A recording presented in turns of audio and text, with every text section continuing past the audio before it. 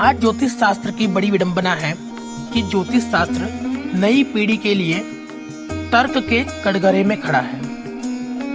मैं ऐसा इसलिए कह रहा हूँ क्योंकि ज्योतिष एक ऐसी विधा है जिसमें ज्योतिष पंचांग में सिर्फ इतना लिखता है कि आज ये पर्व है, और लिखने मात्र से लाखों की संख्या में भीड़ इकट्ठी होती है नर्मदा किनारे, गंगा किनारे और अनेकों धर्म स्थान पर। ये ज्योतिष शास्त्र की शक्ति है। जब विधर्मियों ने, अंग्रेजों ने देखा कि एक ज्योतिष शास्त्र मात्र लिखने से पंचांग में कि आज ये पर्व है, तो धर्म स्थान पर, नदियों किनारे या कहीं पर लाखों की संख्या में भीड़ इकट्ठी कर सकते हैं, तो उन लोगों ने रिसर्च किया और हमारे ग्रंथों में तोड़ मरोड़ करना चालू किया। आज जो हम देखते हैं कि दो तिथियां होती है, 2 दीपावली है, 2 ग्यारस है, 2 होली है, ये उसी का नतीजा है। तो ज्योतिष शास्त्र में बदलाव की आवश्यकता है और बहुत ज्यादा बदलाव की आवश्यकता है, क्योंकि नई पीढ़ी जो है इस बात को समझने को तैयार नहीं है और हम धर्म से विमुख हो रहे हैं। हमारा धर्म खत्म हो जाएगा। आप बात की गंभीरता को समझिएगा। हम दैनिक जीवन में कहते हैं कि हम गैस टंकी भरवाने जा रहे हैं, लेकिन असल में हम हमारी खाली टंकी दे देते हैं और उसके एवज में भरी हुई टंकी ले लेते हैं। क्या हम गैस टंकी भरवाने गए? नहीं, लेकिन क्या बोलते हैं? गैस टंकी भरवाने जा रहे हैं। असल में क्या हुआ वो हम समझ गए, क्योंकि वो एक तत्सम तद्भव शब्द का एक प्रारूप था। ठीक उसी प्रकार दैनिक जीवन में हम कहते हैं कि आटा पिसाने जा रहे हैं। क्या आटा पिसाने गए? वो हम समझ गए कि एग्जैक्ट में क्या था। हम आटा पिसाने नहीं गए, हम तो अनाज पिसाने गए थे, लेकिन ये वही तत्सम तत्वों का प्रारूप। ठीक उसी प्रकार अगर हम किसी सफर में होते हैं तो कहते हैं कि फलाना शहर आ गया। क्या वाकई में शहर आया? नहीं, हम शहर के पास पहुंच गए हैं, उस शहर में पहुंच गए हैं, लेकिन हमारा जो शब्द का चयन होता है कि तत्सम तद्भव।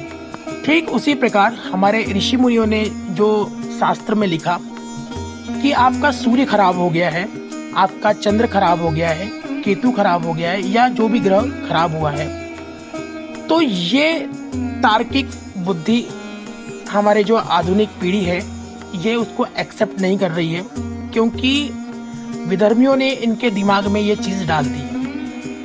लाखों करोड़ों किलोमीटर दूर बैठा कोई ग्रह आपका कैसे कुछ बिगाड़ सकता है? करेक्ट, तार्किक बुद्धि। आज साइंस भी इस बात को मान चुका है कि प्रत्येक ग्रह से रश्मियां आती है और ये मानव जीवन को प्रभावित करती है। हम आसानी से पता लगा सकते हैं कि हमारे शरीर के आसपास किस प्रकार का ओरा है। हम जान सकते हैं इस चीज को बड़ी आसानी से। तो जो शब्द हम यूज करते हैं, जो चयन करते हैं कि आपका सूर्य खराब हो गया, यह तार्किक कटघरा खड़ा करेगा ही। इसके बदले अगर यूं कहा जाए कि सूर्य से जो रश्मियां आ रही है और हमारा शरीर जो है उसकी नेगेटिव एनर्जीज को एब्जॉर्ब कर रहा है, पॉजिटिव एनर्जीज को नहीं एब्जॉर्ब कर रहा है। जैसे मेडिकल साइंस में हम लोग कहते हैं कि हमने भोजन तो किया, लेकिन शरीर में ये विटामिन की कमी हो गई, विटामिन ए की कमी हो गई, बी की कमी हो गई, या जो भी, तो ये समझ में आता है।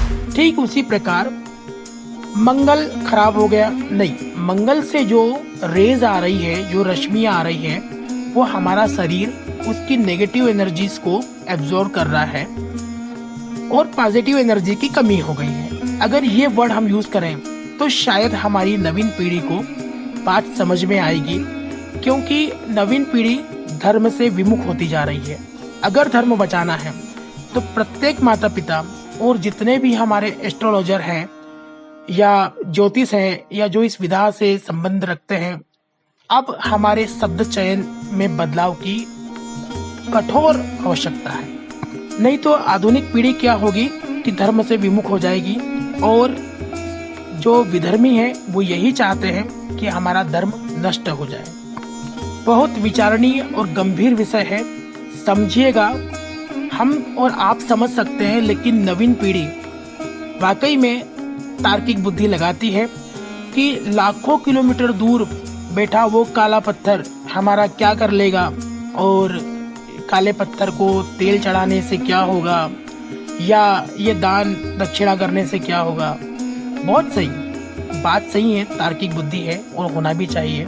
आप बात को समझिएगा कि जब समाज में वातावरण में कोई वायरल चलता है तो डॉक्टर आपको देखकर ही समझ जाता है कि इनको क्या बीमारी हुई है, लेकिन फिर भी स्टेथोस्कोप लगा के चेक करेगा, आंखें खोलो, आ करो, कान देखो, नाखून देखो, ताकि पेशेंट को लगे कि हमारी जांच हुई है, और 2 इंजेक्शन बराबर, एक एंटीबायोटिक का और एक वायरल का, वो लगा देगा।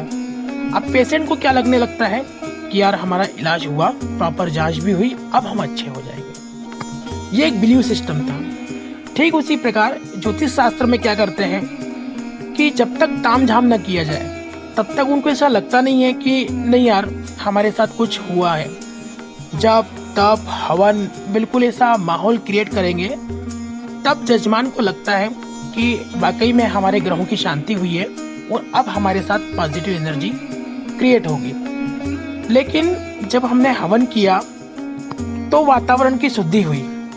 ठीक है, साइंटिफिक रीजन, जब किसी ब्राह्मण ने, ज्योतिष ने आपको कोई जप तप का कहा, इसका मतलब आपने मेडिटेशन किया, आपके पास एक ओरा जनरेट हुआ, ये भी है साइंटिफिक रीजन। लेकिन अगर वो ब्राह्मण आपको सीधे से ये चीज बोल दे तो आप नहीं मानोगे। उसने क्या किया कि ये जब तक तामझाम नहीं किया आप उस चीज को मानोगे नहीं। तो प्रत्येक माता पिता को ये चाहिए कि अगर कोई आपका बच्चा तार्किक सवाल करता है तो उसे ये बताएं कि ग्रह तो जहाँ है वो वैसा ही है, सूर्य जहाँ है वो खराब नहीं हुआ है, चंद्र भी खराब नहीं हुआ है, उनकी जो रेज आ रही है वो हमारे आसपास जो रश्मियाँ आ रही है, जो इन्वायरमेंट है वो नेगेटिव एनर्जी से भर गया है।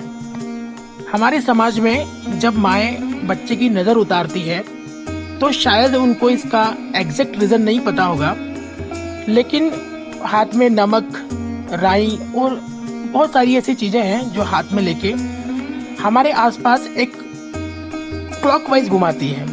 इससे क्या हुआ कि जो हमारा ओरा था और हमारे ओरे के अंदर जो नेगेटिव एनर्जीज थी वो नमक ने एब्जॉर्ब करना चालू किया, और जब उसको क्लॉकवाइज घुमाया तो ओरा भी साथ में घूमने लगा और सेंट्रलाइज होके जो नेगेटिव एनर्जी थी वो सेंटर में इकट्ठी हो गई। अब वो जो नमक था उसने उसको एब्जॉर्ब किया और 60 to 80% उस एनर्जी को एब्जॉर्ब करके हमारे से दूर कर दिया। तो वैसे ही हम लोग पॉजिटिव हो गए और हमें लगता है कि नज़र उतर गई, या जो हमने जो भी कर्म किया वो सक्सेस हो गया हमारे लिए। ये अब इसको अंधविश्वास बोल दिया। इसके पीछे क्या साइंस था, बहुत बड़ा साइंस था, लेकिन तार्किक बुद्धि क्या होता है इससे। अब अगर जब तक उनको ये साइंस नहीं पता होगा वो कैसे मानेंगे। तो मैं सभी माता पिता से निवेदन करूंगा कि आप इसके ऊपर काम करें, हमारी पीढ़ी को ये बताएं, हमारी न्यू जनरेशन को ये सारा ज्ञान दे, बताएं उन्हें, ताकि हम धर्म को बचा सकें।